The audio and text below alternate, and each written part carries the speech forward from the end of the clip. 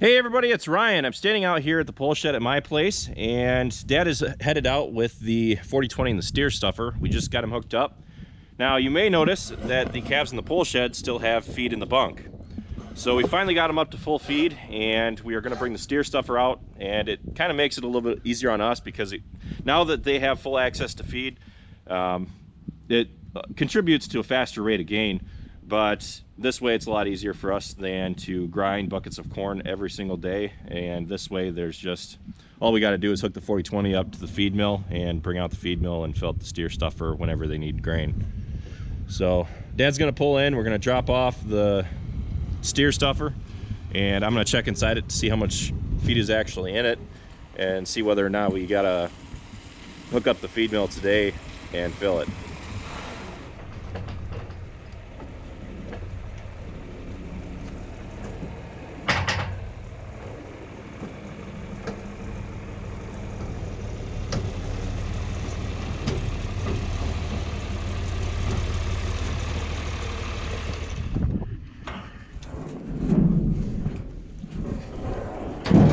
Looks like there's a little bit of feed in here left. This will do them for at least 2 days, so we'll see what we do when we get back. We might just hook up the feed mill and just mix a load and bring it out and dump it in.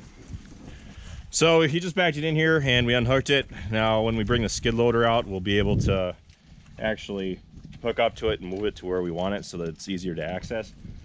So these guys are currently in the recovery stage of when we had put them through the chute. When you band them, I mean, you'll definitely notice that they look, I don't know, a little bit more scrawny. They don't look as healthy as they used to be. Most of it is just because they go through a recovery stage after you band them. And that's one of the advantages to actually cutting them. It really just kind of gets the pain over and done with, and then it's all said and done. But with the bands, it kind of sticks around a little bit longer. So I see that they're going to need a fodder bale, and we'll do that once we get the skid loader out here. So anyway, I'm gonna head back to the farm. Now, if you're raising calves, one of the things you do not want to do is to be feeding them on buckets, or you don't really want to be regulating their feed at all, and then go out and buy a steer stuffer and then drop it in the pen with them. What they'll often tend to do is overeat, and that can easily result in some death loss. They can overeat and it will kill them. They just don't know when to slow down, especially when they're constantly being regulated and they're fighting for their food.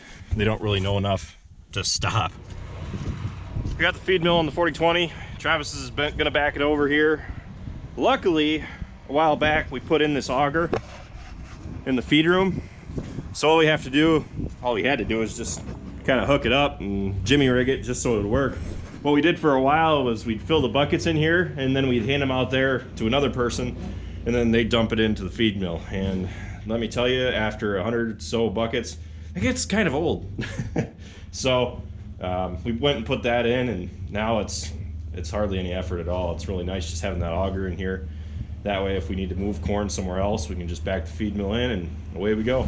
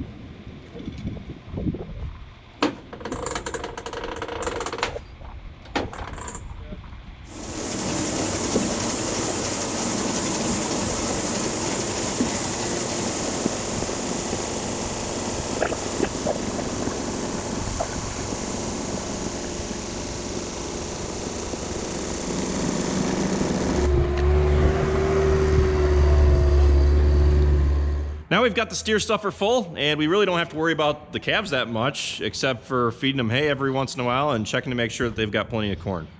So with that, it is really starting to feel like spring, but I realize that it is still winter. So I kind of have my fingers crossed that this stuff sticks around, but I don't really count on it. With that, I'd just like to say thank you all for watching this video. Be sure to check us out on Facebook, Instagram, Twitter, and Snapchat, and be sure to like, comment, and subscribe. So I'll see you next time, guys.